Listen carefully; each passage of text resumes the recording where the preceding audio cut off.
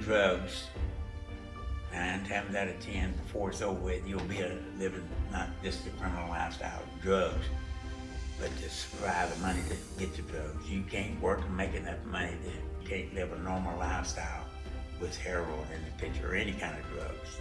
I never physically hurt anybody, but that don't justify what I was doing, you know.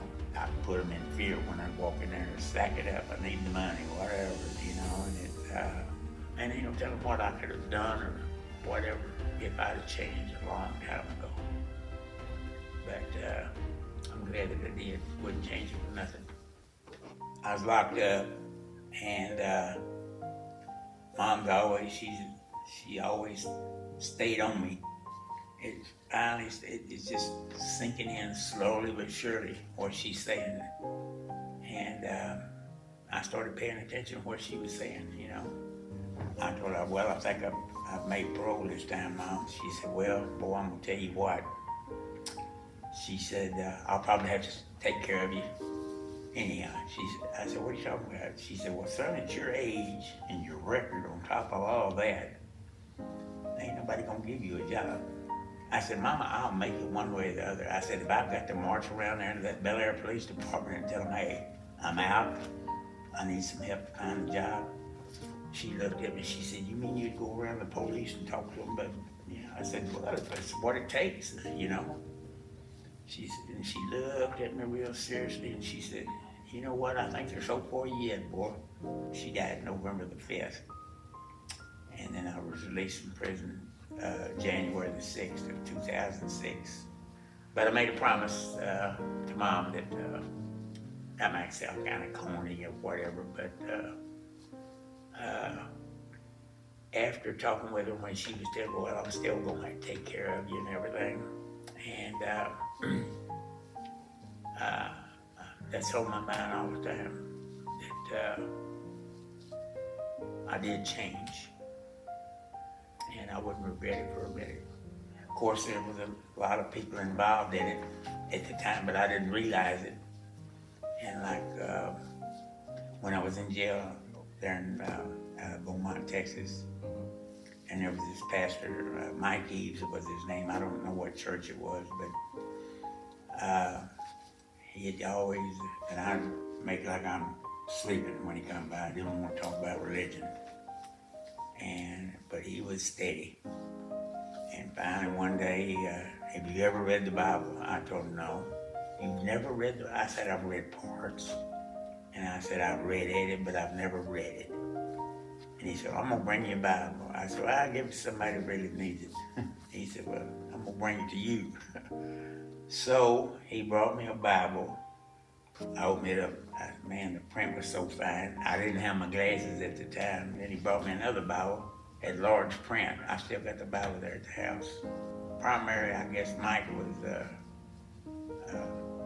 he was the one that got me started as far as reading the Bible and all there in jail. And the guy stuck with me the whole 24 years that I was locked up. But slowly but surely, I started changing my way of thinking. There was an organization called Kairos, I think it is.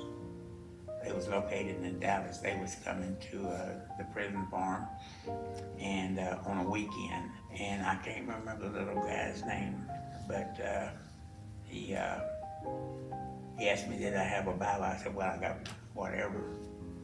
And he said, well, let me get you a Bible. He said, do you have any? I said, well, I seen one of the other guys had it. It was an old study Bible. And he brought it to me. I still got that too.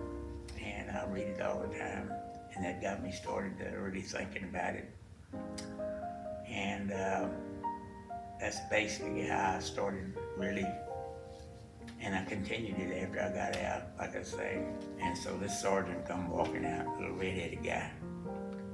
And I told him what the deal was and all. And he said, do you have any ID on you? I said, well, I got my Social Security card. Fine, let me. He went in the back, checked it out, and he come back out. He had a grin. He said, boy, you wasn't lying. You was robbing them banks. And I said, well, that's what it is. And so he gave me the information for the first job that I got. Well, when Garrett used to come over on a Thursday night, and so he seen them bells. He made these bells. I want to talk to him. So they told him who it was. It's old man Jack. He's working next door there in Hopkins. So we talked it, and he said, "Well, man, I want you to go to work for me." So when I walked in for the first day, there was nothing in there but an old sewing machine that come out of Henry Ford's automobile plant there in Michigan. So before it was over with, he had a going leather business from that point on. And at one point, I was the one in charge. I've never been in that kind of position before. And I had 2 helpers in there with me. Anyhow, that lasted until I retired. But in the meantime, I got married, and a couple of years later, Dora was diagnosed with bone cancer. It started in her feet, and about a year later, she passed away when the cancer had gotten to her skull. And they said, "Well, you better take her home for hospice." And so that was a trying time there. But I got through it. And so then, all her family, in 2015, they started, "Jack, why don't you come on down to Victoria?" And so eventually I moved down here, and I've been here ever since. I first met Mike. A guy come home from prison 2 doors down from me. And his sister, she said, I got a brother that's coming home from prison, and is it all right for me to give you his phone number? And I'll give my phone number to him. And if he needs some help, whatever, you'll help him out. I told him, "Okay, you got it." One day he told me, he said, "Man, why don't you come on over and let's go to church and meet the pastor and everything." And so that's how I become acquainted here with the church and Mike. And one day I'm looking at it, and Mike and his wife, they was there disconnecting everything from the first trailer that she found on the corner. And so I walked over and talked to him. He started, "Hey, how you doing, Jack?" He remembered my name and all that. I thought, "Well, I'm doing all right," and this, that, and the other. His wife started in on me, "Man, you need to come on back over to the church. We missed you." And she said, she rattled off the times and everything. And then Wednesdays on Bible study, we serve a meal and everything. You can get you a free meal. I thought, well, okay. Anyhow, I kept thinking about it. And so I started coming over. And you know, the rest of it is history. I've never been free like I am now. I don't have to worry about nothing. And I wouldn't change it for nothing. I just wish I'd done it a long time ago. But they say it's never too late. I believe that. And the church has been a big part of it. Well, I can't avoid it. It's right next door. I know I got friends here at this church. Like when I moved over here from Telford, man, Mike was there, and his wife and everybody, they all help. And they've encouraged me all the way.